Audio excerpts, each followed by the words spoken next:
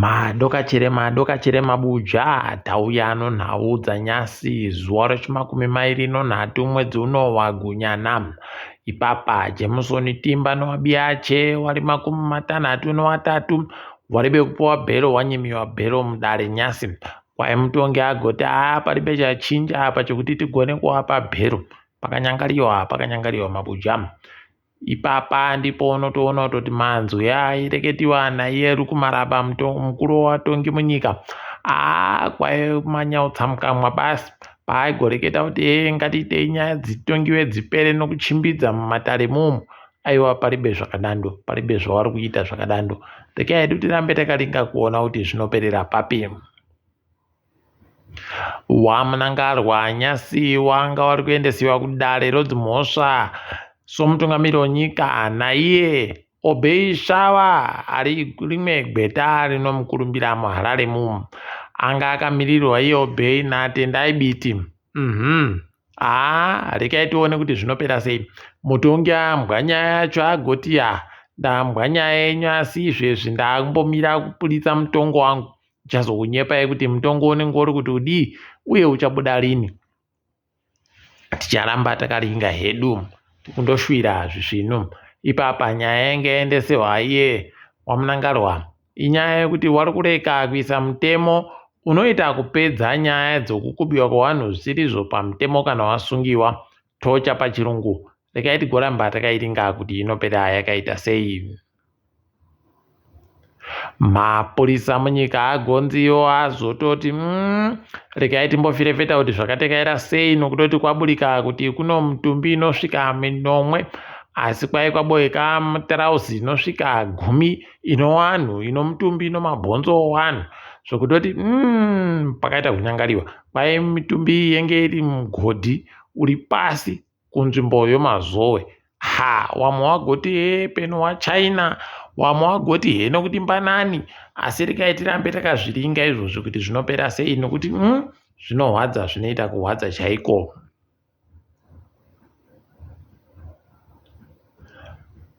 Vamwe vanhu waribe kufara nyasi paburika kuti dare reparamende ragoisa vamwe vanhu vanosvika vapfumbamwe varume basi kuti ndo vagopinde pabvunzurudzo dzokuitiwa vanhu vari makomishina woZimbabwe Human Rights Commission.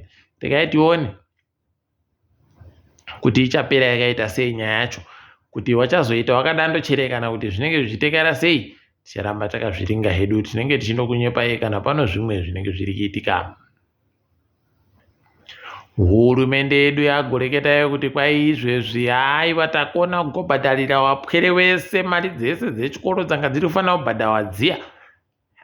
Kuti ichokwadi kana kuti manyepo paribe ari kuzviziva kwaita bhadharira wese zvokutoti kana wapwere wari kufanira kunyora bvunzo ngavachiende waanyore wakafara.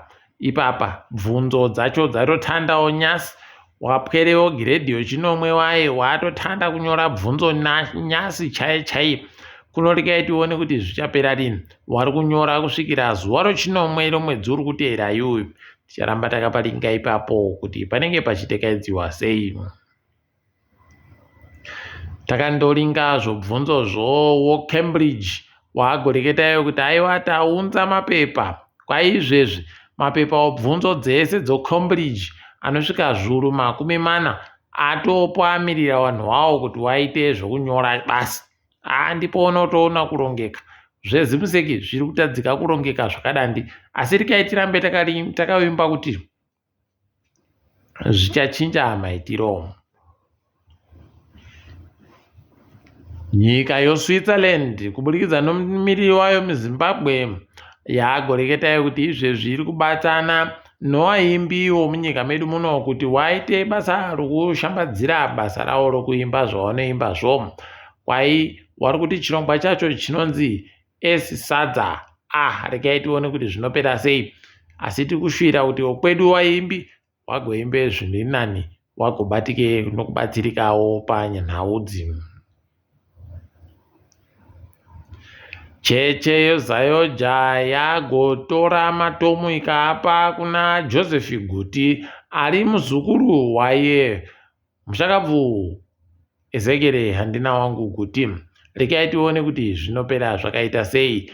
Wanhu wafara chaizvo chechi kuti aiwa kwai zvinhu zvokwedu zvokuchinjana masimba zvaitiwa zviribe kana kurwisana kana kudidi. Hino kuti chokwadi chere kana kuti zviri kundodaro kuseri ku ticharamba takaparinga hedu. Kwai hurumende yeLithuania yazobuditsa nokusiya idzo motika dzokudzimura mwoto dziya mafire engines pachirungu. Kwai dzazobuditsiwa kuti dzichiuya hadzo kunyika yeZimbabwe dziri 11 kudando. Wari kuti iwo tazoona kuti kambani yatatiri kubatira zvinhu ndiyo bawaridzi zvedu. Rekai tirambe takaparinga ipapo kuti zvinonge zvichienda nokupi. Tinenge tichikunyepai kana zvazouya izvo zvimotika zvo kuti zvinenge zviri papi nopapi, zvichapuwa makanzuro api nokudidi, zvese tinenge tichindokunyepai. Nyasi makambani anoita zvokutengesera vanhu zvinhu kubvira kumbasha, zvokudya, iyo mastoro, magirosa, pokare nokutengesa zvinhu zvokuwakisa chaiwo, wese wabatana kwakunyora tsamba iriita kuvhundutsa vakuru hurumende kuti hewo matinyanyira, kwai matinyanyira kuti nyanyira chaiko, nokutoti imimi muri kuti titengese zvinhu nomariyo mazigi 13 basi padhora, asi isu tiri kutenga zvinhu nomaziga anotosvika 30 padhora ribodzi rokuAmerica. Kunomuda kuti tiite sei? Mukareka kuchinja maitiro nokuchinja zvinhu, kwai tichapfika mastoro. Ende izvezvi wanhu wenyu ndo vanenge vaitaikiwa nomabasa, nokutoti kune wanhu vanosvika zviuru 20 vanosenza mumastoro medu. Rekai tirambe takaparinga ichokwadi chaicho chauri kureketa ichi. Paribe kana manyepo, paribe kana kubhabhadzirana kwawaita ipapo, waita tusvinu. Rekai tione kuti vachazopindura vachiti kudini iwo wakuru wenyikawo. Wakuru hurumende waburika vachiti iwo kwai izvezvi tazoita manje tikanyora dhiri ratanyora tanyorana dhiri no kambani iyi anonzi Harpauman, kwai inonzi Clear Mobitel ndo kambani yache iri kuBritain ku. Imi pakanyangara, kwai watoda kuisa bhiriyoni rokuti wasimudzire kambani yoTelecel noNet1 pabodzi pono Africom, dziri kambani dzohurumende. Unobva waita kuona kuti parive chisvinu ipapa munhu uyuyu, iye mubodzi yuyu Harpauman akambouya gore rapfuura akati inini ndada kubatana iyo foundation yamai Munangarwa, ndada kuvabatsira kuti waite sei. Kuno hwendo huno abva auya atopuwa bhiriyoni ribodzi, akunzi dhiri rachiri ndere bhiriyoni ribodzi. Apa ukatsvaka kuti kambani yache yaari kureketa kuti anayo kuBritain koku inombonyatsosenza sei, inombosenza papi, iri kuboeka ba. Imi panenge padaita kuisiwa zimushini nokuwacha chairo. Rekai tirambe takaparinga kuti panoita sei ipapo.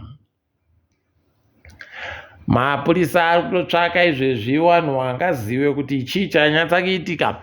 Kwai kuno umwe mubasa wemwe kambani abirwa mari inoita zviuru 10 zvomari yokuAmerica.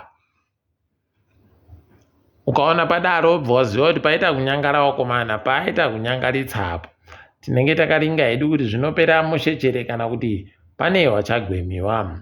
Ipapa zvawadza nyasi pachibudika kutoti wakomana hurumende yedu inoita kuramba ichitoita kutsvaka nzira dzokuomesera wanhu kuti upenyu hwawanhu huite nani. KuNamibia hurumende ikweyo yakamira kuti ichada zvokuti wanhu wasiri wemunyika yomuNamibia wagounze mapepa awo kuti adhindiwe kuti ndo chokwadi, certification pachirungu. Kuno apa kwai hurumende yedu kuburikidza nomuzinda weZimbabwe kuVindhoek, kwai ipapa aiwa wari kutoti bepa rega rega rida kudhindiwa 100 rand. Wakomana. Unobva waita kuona kuti paribe chedu idi wanoita kuramba apa wanoita zvinondoita South Africa kuti toda mari yacho iri musvo, toda zvokugobhadhara nomakadhi zvizvi tozvidaba, tikuda musvo wayo chaiyo ngaiuye. unobva waona kuti rererere manyongori. Asi regai tirambe takazviringa. Nozuro mutambo wagotambiwa Highlanders Boso noSimba Bhora. Uri bekupera zvisvino wafanawo Highlanders wagoita kubudika wakati aiwa tichazvida basa raimutambe nokutoti kwai pakapowa penalty bekana kusu chaiko kuti unotoona kutoti apa kwakundoita kumakirana chaiko. Regai tione kuti zvinopera sei izvozvi, kuti zvichanhadzirisika heno tinenge takandoringa kwazvinenge zvichienda. Todaro toringa dziri kuitika pasi rese. Ipapa Dr. Naredi Pando kuSouth Africa waaitiwa ndiwo kuti waite sachigaro Nelson Mandela Foundation, tikuti makorokoto. Kuna vanhu vairi kusvika nyasi wakapfa panyaya yochando chagonaya kunzvimbo yoKZN pabodzibono kuEastern Cape pabodzibono kuFree State. Manyongori pakanyangara, tikuti mweya yawo dai yazorora murugare tichindoimba kuti zvinoramba zvienderera mberi paizvi, asi kuti zvinochimbidza zvakuwa. Mozambique yaita kuvhundutsa, iri kutoratidza pachena kutoti iri kumberi kweZimbabwe.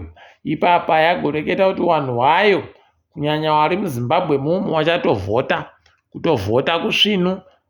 Apa vari kunzi vanhuwo vari kusvika zviuru 33. Tanga tiribozviziva kuti kuchino vanhu vakawanda kudare vekuMozambique. Heno peno vanhu vanozvitupa zvekwedu, asi wachindoti tiri wokuMozambique. Tikaitiramba takaparinga, asi tiri kufara kutoti vari kutopuwa mukana wokuti wagovhote. Kenya kwaida kutumira mapurisa anosvika 600 600 pachirungu kuti vaende kunyika yoHaiti kuramba vachibatsira ikweyo. Wabi edu ava vanenge vari kuita tusvinu. Tikaitiramba takazviringa, kwaiye wakaenda 600 iwaya kunenge kwaano churu chibodzi chomapurisa ari kuKenya ari kunzvimbo yoHaiti kuti wabatsiridze kuchengetedza runyararo pokare nokupaza awo matsotsi magangsters. Kwai Britain ichatanda manje kuisa zvokudya zvomakuseni breakfast kuzvikoro zvovamwe vapwere. Tiri kuzvitenda izvi, dai zvatoendiwa, dai zvatochimbidziwa kuitiwa kuitira kuti vapwere vareke kugoita zvakanyangara nonzara. Ipapa kwai kuIndia wana mukanya wana soko watoita tusvinu, waita kuvhiringidza varume vangu vari kuda kubhinya umwe mubvana nemakore 6. Tiri kuramba tichirova manja kutenda wakomana kutenda ana mukanya dai maramba makadando ndokuti zviite zvisvinuka izvi, kuti wanoda kubhinya vamwe wasaya mukana wokubhinya wacho. Zvakanaka zvakadando toramba tichizvitenda. Apa EU yagonzi iyo mugore rapfuura riri yagoita mari inoita mamiriyoni mazana mapfumbamwe anonha 3 $906 million pavanhu waidotsvaka mavhiza basi wakomana. Kwai vanhu vakarambira mavhiza wakanga waja mari inoita $145 mamiriyoni $145 million pachirungu.